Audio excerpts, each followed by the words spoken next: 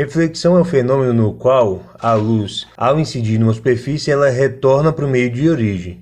Por exemplo, quando ela incide em um espelho plano. Então vamos imaginar que tem um objeto na frente do espelho e que esse objeto pode ser visto por um observador através desse espelho.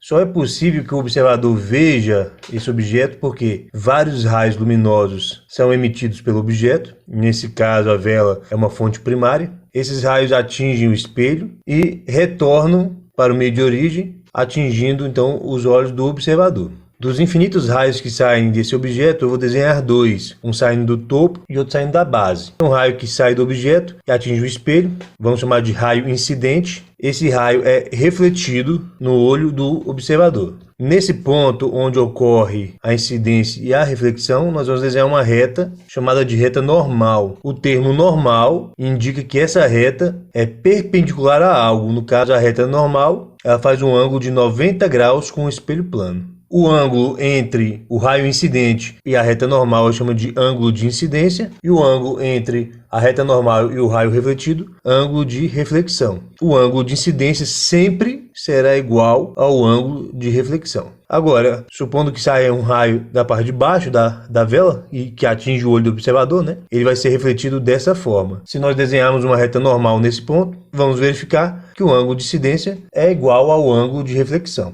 Para esse observador que enxerga esses raios vindo dessa direção, ele tem a impressão que o objeto está aqui do outro lado do espelho. Quando você olha no espelho, você não vê a imagem lá do outro lado, como se estivesse atrás da superfície do espelho? Então, se nós prolongarmos os raios refletidos, olha só, a imagem formada lá do outro lado. Essa imagem é enantiomorfa com relação ao objeto. Significa que há uma inversão entre esquerda e direita. Então, quando você, por exemplo, levanta a mão direita na frente do espelho, você não tem a impressão que a imagem levantou a mão esquerda? E é por isso que nas ambulâncias, aquelas letrinhas, elas estão no sentido contrário. Porque quando uma pessoa está dirigindo e ele olha pelo retrovisor, ele consegue ler a palavra ambulância, devido a essa propriedade. Além disso, a distância entre o objeto e o espelho plano, que eu vou chamar de D, aqui ó, é igual à distância entre o espelho e a imagem, que eu vou chamar de D'. E essa imagem tem algumas características. Nós podemos dizer que a imagem é direta ou direita, porque essa imagem tem a mesma orientação do objeto. É claro que em espelhos planos, a imagem sempre vai ser direta, mas tem outros tipos de espelho que podem formar uma imagem invertida. Além disso, a imagem tem o mesmo tamanho do objeto, então a altura do objeto é igual à altura